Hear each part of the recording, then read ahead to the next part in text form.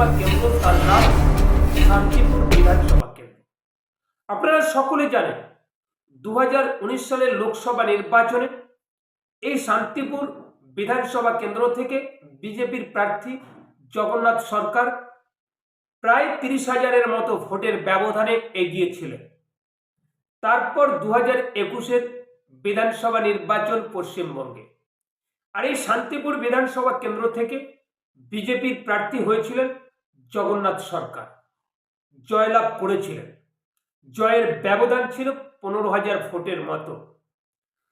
তো তিনি যখন এমএলএ পদ ছেড়ে দিলেন, তারপর এই কেন্দ্রে বাই ইলেকশন হলো।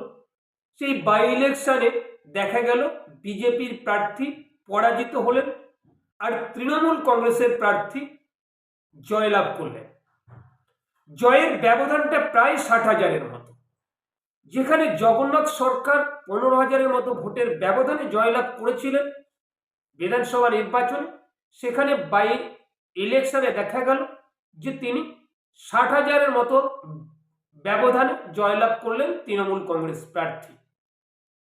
কি এমন হলো? তারপর দেখা গেছে যে এই 2024-এর যে নির্বাচন, লোকসভা নির্বাচনে বিজেপির প্রার্থী জগন্নাথ সরকার এই শান্তিপুর বিধানসভা কেন্দ্র থেকে প্রায় 30,000-এর মতো ভোটের ব্যবধানে এগিয়েছিলেন।